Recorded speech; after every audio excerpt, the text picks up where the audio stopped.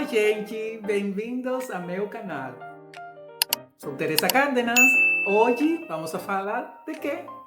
De livros, da história detrás da história. Fique aí e escute, acho que você vai gostar.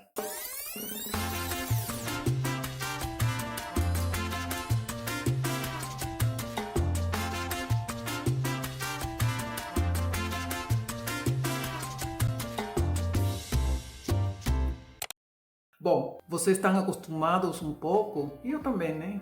A falar de temas fortes, temas que têm que ver com a ancestralidade, a memória, a luta contra o racismo, a discriminação, né? A luta contra a violência às mulheres, às crianças, aos idosos. E parte da minha literatura está encaminhada nesta luta. Mas você conhece um pouco outro caminho por onde vai minha literatura sobre a mitologia afro-cubana. Inspirada nessa mitologia, eu faço minhas próprias histórias. Há muito tempo atrás, eu lembro, lá em meu povo natal, uma mulher vinha hacia mim quase com raiva, né? E falava: mas você está escrevendo uma coisa que não é verdade. Aquela coisa que você bota ali no livro não é a realidade.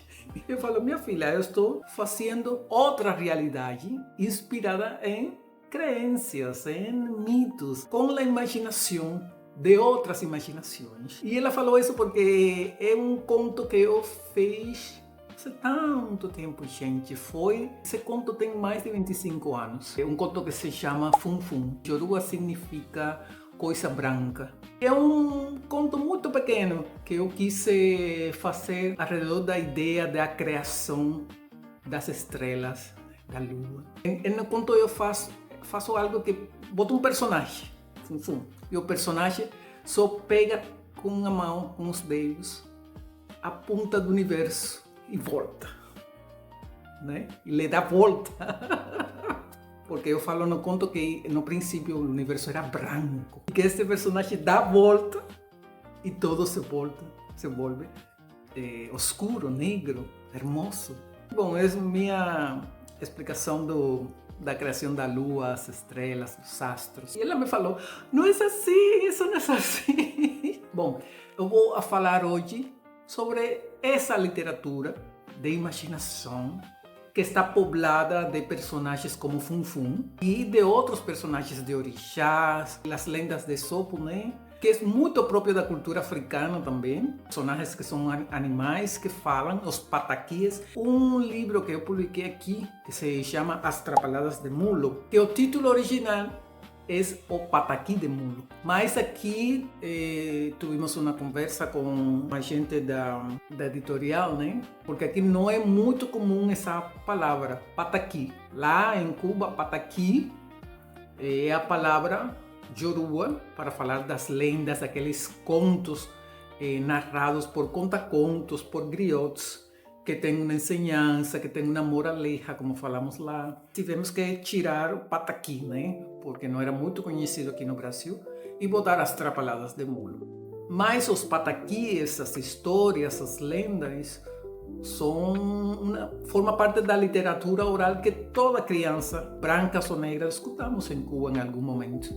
Essas palavras, né, que vieram de África, envoltas em cantos, em contos e demais, foram levadas por homens, mas muito mais por mulheres, porque eram as mulheres que contavam as crianças negras e as crianças brancas. Quando os donos de escravizados em aquele tempo queriam um momento de tranquilidade, deixavam as crianças com a mãezinha negra, que dava a leite do peito, mas também fazia muitas histórias. Tudo isso está em grande parte de meus livros, está no Cachorro Velo, com o personagem de Beira, no Awombaba também, em Mãe Sereia.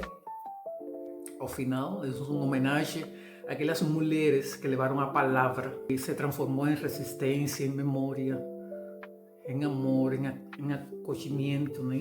Daquelas coisas e daquilo que fomos.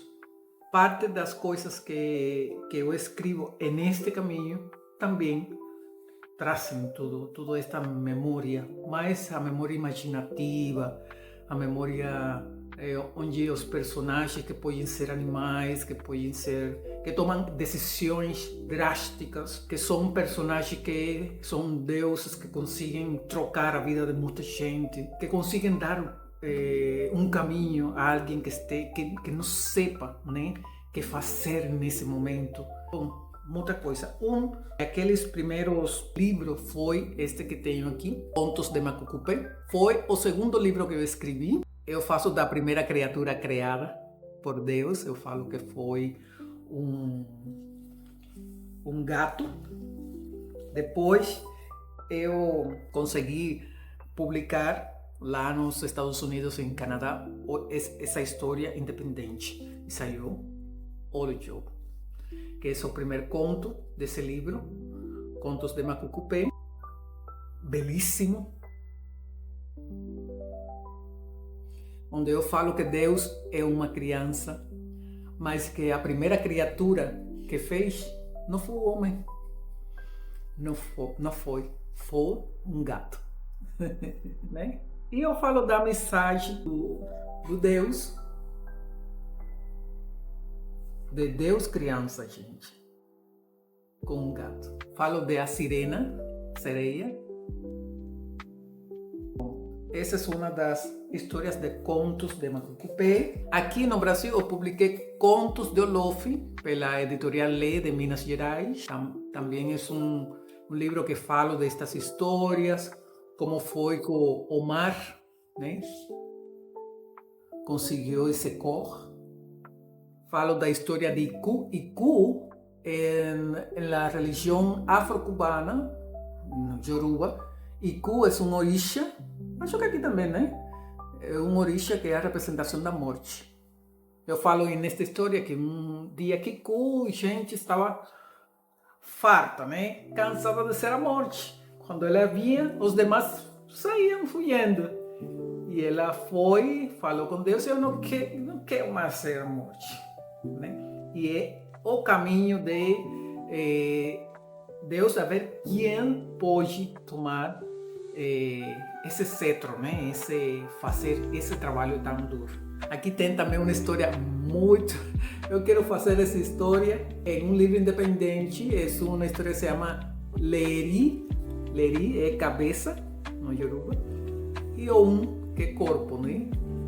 Que acontece quando o corpo, com raiva da cabeça, tirou e botou no rio, porque a cabeça era tirana, ditadora com ele, e não deixava descansar, e ele cansou de cabeça, tirou e lançou no rio. Tem esta também história, Xangô e o galo Abau, né? De origem Xangô. Uma história que eu inventei, gente, não pertence ao corpo religioso. Esta história, uma história só que eu fiz. Tenho este livro que vocês não conhecem, que é Contos de Oxalá, né? Contos de Oxalá, publicado lá em Cuba por la editorial Abril, em espanhol. É uma editorial que publica livros para adolescentes, jovens lá em Cuba, né? E é a representação de Oxalá como origem de conhecimento, de sabedoria, que ensina aos jovens. Aqui publiquei com Pera Books este livro, Os Velhos, que também traz essa história, né, de que passa quando não tem entendimento entre jovens e velhos. Muito lindo livro. E vou a ler um pedacinho para vocês. Tenho A Ilha dos Velhos. Gostei muito, foi um projeto apresentado em Dominicana há muito tempo, República Dominicana. É um livro troquelado, né? E as histórias. Muito lindo. Tenho este outro que se chama Rei Ratão, que acontece quando tem um ditador, né? E a gente o que tem que fazer para sair de um ditador, né? Um ditador que só traz tristeza e opressão a seu povo. Este, as trapalhadas de mulo que les falei, né? Que acontece quando uno muitas vezes toma o caminho errado. Às vezes a coisa que você precisa, a coisa que fazem a você feliz, está diante de seus olhos. Mas uno toma outro caminho, perde muito tempo e energia para ao final, né, com feridas no alma, uno cair na conta que estava ali frente a teus olhos, né? Esta história fala disso, um personagem que está em busca de seu destino.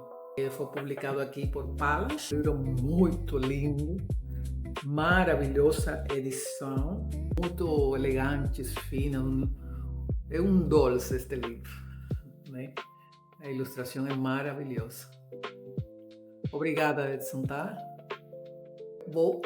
Para terminar, vou ler só um pedacinho de Os Velhos, que fala: há muito tempo, os jovens se cansaram dos anciãos que habitavam o mundo. Não queriam mais ver seus rostos enrugados, nem ouvir suas vozes fracas entrecortadas. Não gostavam de seus passos lentos, nem de seus esquecimentos de nomes e fatos. Assim, pediram ao Rei dos céus e da terra, ao Criador de todo o que vive e morre, que os liberasse daquela carga que consideravam muito pesada e injusta. Eles não têm mais forças, esquecem tudo, queixavam-se na frente do palácio das nuvens douradas do grande monarca. Estão sempre doentes, não queremos mais ficar com eles, resmungavam. Repetem sempre as mesmas histórias. São uns inúteis. Leve-os a outro lugar.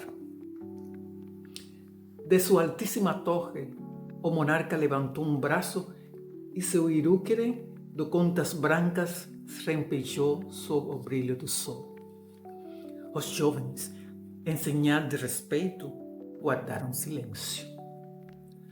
O que vocês pedem é uma insensatez, retumbou a voz poderosa.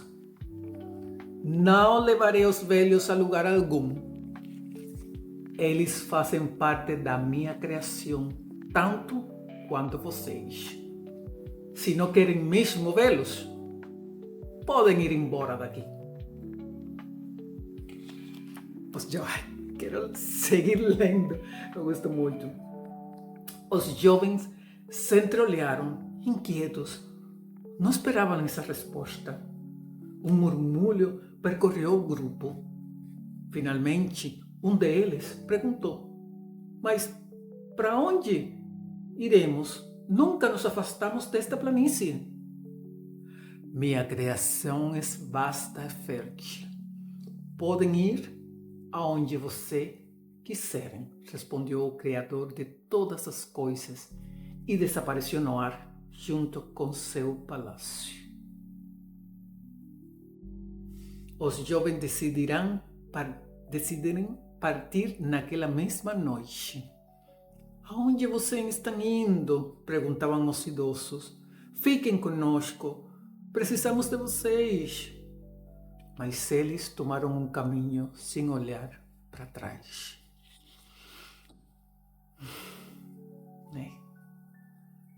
Uma história que pretende falar de sua imaginação, mas tem que ver tudo com a gente hoje, não é?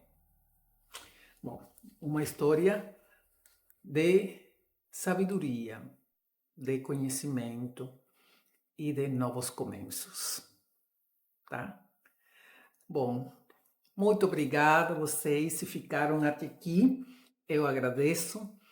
Espero que gostem também de todas estas histórias, que leiam, que consigam ler todos estes livros, né?